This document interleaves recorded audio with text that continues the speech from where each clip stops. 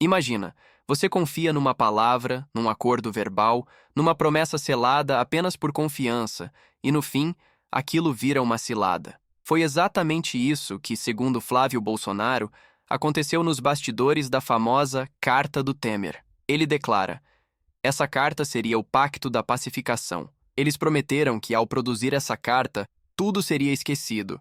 O inquérito das fake news seria arquivado. O valor político disso é enorme. Mostrar que a direita tentou um gesto de paz, de conciliação e foi traída. No diálogo imaginado por Flávio Bolsonaro, ele coloca a cena assim: Temer sentado, Bolsonaro do outro lado e uma ligação com Alexandre de Moraes apitando no meio. Vou fazer uma carta, me retratar, reconhecer que exagerei, teria dito alguém, e vocês arquivam tudo. Essa proposta é apresentada como moeda de troca. Tem tudo para ser uma negociação de poder. E, no entanto, Flávio acusa. O Moraes cagou, ignorou, simplesmente não cumpriu. O drama é enorme. Bolsonaro se desgasta politicamente por ter cedido, mas, em troca, prometeram apagar esse desgaste. Segundo o relato, nem o fiador Temer segurou. O Michel Temer lavou as mãos também. O efeito é moral e emocional. Quem confiou se sente exposto, traído, vítima de uma conspiração. A narrativa oferece uma virada de enredo poderosa. Os moderados do sistema podem prometer paz, mas seriam os primeiros a virar a faca nas costas. E isso serve como alerta político. Jamais se confia nos que têm histórico de não cumprir. Quem fica à direita nesse discurso seria o guardião da verdade e da coerência, enquanto a esquerda de toga, na linguagem simbólica, seria o manipulador do jogo sujo. Além disso, Flávio invoca outro episódio. Daniel Silveira. O Moraes havia dito que ficaria preso 2 semanas para pacificar. Ficou 5 anos. Essa contraposição, prometer pouquíssimo e endurecer demais, reforça a narrativa de falta de palavra, de traição institucional. A fala promove curiosidade. Será que sempre que alguém aposta na dosimetria, ou seja, aceitar a pena ou acordo, acaba enganado? O capítulo termina com pergunta tácita. Você confiaria na palavra desse juiz agora?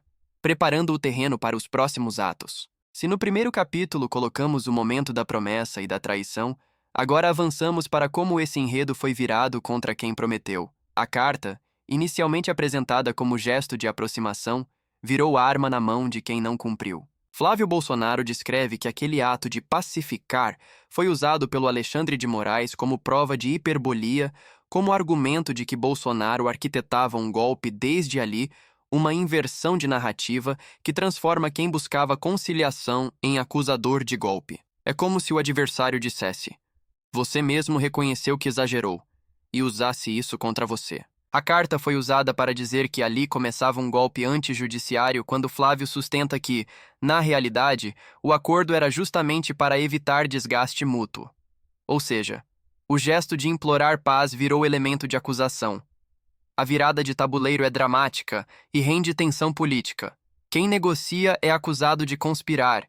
Quem se retrata é quem arma. Isso causa vertigem narrativa para o eleitor. Nessa fase, Flávio ataca frontalmente o conceito de dosimetria. Votar em dosimetria, na esperança de que Alexandre de Moraes vai acatar, é extrema ingenuidade. Ele critica quem acredita que o juiz vai cumprir algo como redução de pena. E ele amplia: a política não é jus. Direito. Puro é poder. Narrativa, manobra. Ele sugere que os que vêm do centrão, aqueles que deveriam evitar armadilhas, são, paradoxalmente, os primeiros a cair nessa conversa. Ou seja, quem é politicamente experiente teria obrigação de perceber que não se negocia com quem age sem honra. Essa crítica serve 2 funções: reforçar o descrédito do adversário e elevar à direita a posição de quem não se curva a truques, de quem aposta no confronto coerente. É uma narrativa simbólica. Não aceitar barganha, não confiar em promessas quebradas, não entrar em surdina jurídica. O capítulo se encerra com provocação. Eles oferecem paz para enganar quem aceitar, paga o preço. O público é levado a refletir. Entre negociar e resistir, qual caminho é mais seguro? Aqui o debate se torna concreto e polarizado. Flávio Bolsonaro repete no texto base: não existe papo de dosimetria, apenas anistia. Impeachment de Alexandre de Moraes. Ele traz uma antítese forte. Ou se aceita a dosimetria, outra promessa que pode ser descumprida, ou se exige anistia integral, perdão amplo para presos ou exilados. Ele argumenta que só uma anistia verdadeira pode pacificar o Brasil de fato. Essa versão valoriza a prática radical: não negociar metade, não esperar migalhas. A lógica desenha quem aceita meia medida como cúmplice da traição. Ele avisa: muitos serão derrubados, a perseguição vai continuar até que isso acabe. E a tendência é que no desespero da sobrevivência, os avanços venham a piorar.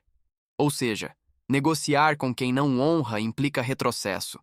Isso embute uma tensão dramática forte, escolher o risco de romper ou sucumbir à manipulação. Neste momento, convém inserir o panorama institucional atual.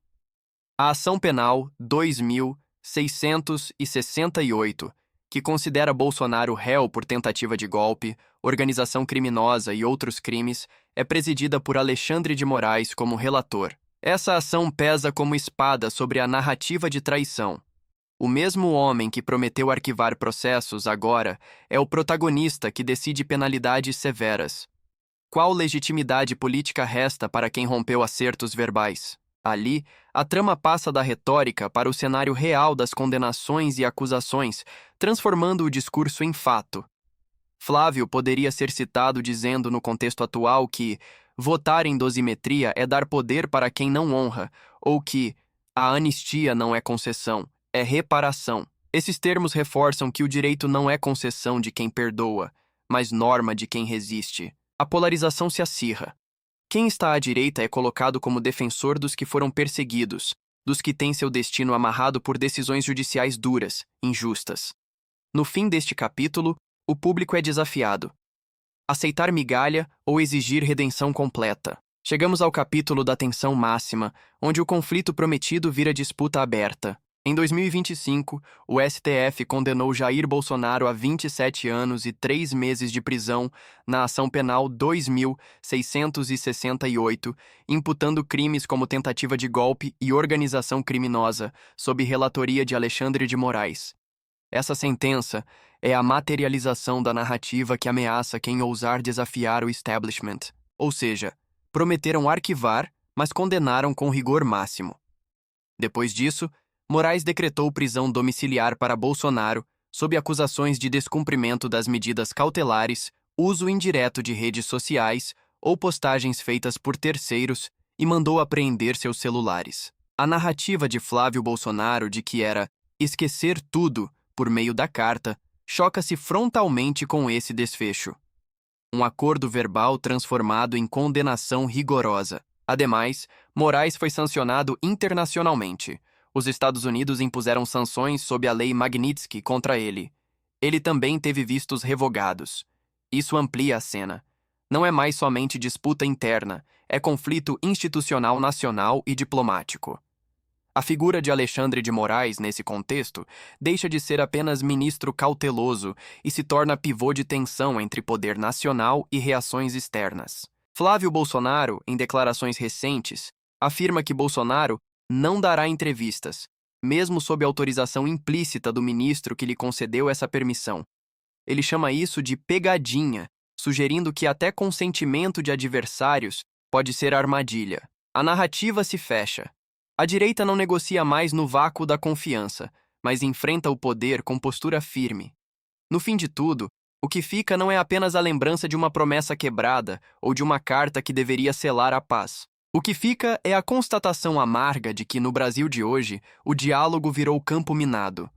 Um aperto de mão, uma ligação em viva voz, um "vamos pacificar", podem, no dia seguinte, se transformar em sentença, manchete e prisão. O país se acostumou a viver no avesso da confiança, onde a palavra empenhada perde valor e o poder se sustenta no medo. Flávio Bolsonaro, ao expor os bastidores da famosa Carta do Temer, não fala apenas de um episódio isolado. Ele descreve a anatomia de um sistema que parece operar na base da chantagem moral, da manipulação e da inversão dos papéis. Aqueles que pedem calma são os primeiros a atacar. Aqueles que prometem pacificação são os que alimentam o conflito. e aqueles que ousam questionar são punidos exemplarmente. É uma cena digna de tragédia política.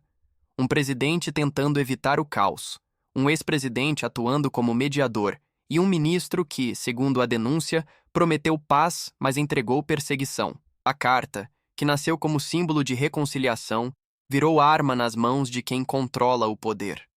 É o retrato de um Brasil dividido, onde as pontes são queimadas antes mesmo de serem atravessadas. E quando se observa o desfecho com Bolsonaro condenado, silenciado, monitorado e com figuras próximas sendo presas ou exiladas, a sensação é de que o enredo ultrapassou qualquer ficção política. É a própria realidade testando os limites da liberdade. A direita, nesse cenário, aparece como o último bastião de resistência, não porque se proclama salvadora, mas porque é a única que ainda insiste em dizer que a palavra deve valer mais do que o cargo, que o acordo deve valer mais do que a ameaça. O discurso de Flávio Bolsonaro é, antes de tudo, um aviso. Enquanto o Brasil acreditar que pode negociar com quem não cumpre, continuará preso no mesmo ciclo de traições. Eles prometeram arquivar, prometeram esquecer, prometeram pacificar. Ele repete, e o resultado está aí.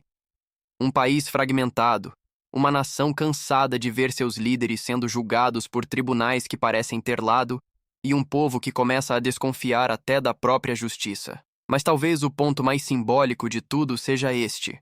O próprio sistema que fala em pacificação é o que mais lucra com o caos. Porque enquanto o povo se divide, o poder se fortalece. Enquanto as pessoas brigam nas redes, o controle se consolida nas mãos de poucos. E é por isso que esse episódio, a carta, o acordo, a promessa rompida transcende a política. Ele é um alerta moral, uma lembrança de que não há democracia possível sem confiança. E quando a confiança morre, o povo começa a despertar. É nesse despertar que mora a esperança, a de um país onde a justiça não será seletiva, onde a liberdade não será privilégio, onde as palavras terão peso novamente. O caminho até lá será longo, doloroso e cheio de armadilhas. Mas, como disse Flávio Bolsonaro, isso vai acabar um dia. E quando acabar, que acabe de vez a era das promessas vazias e dos falsos pacificadores. Porque o Brasil não precisa de cartas para voltar a ser livre, precisa apenas de verdade, coragem e memória. E talvez, quando tudo isso passar, a história registre com clareza quem realmente lutou pelo país. E quem apenas fingiu querer pacificar enquanto escrevia sua própria versão da mentira.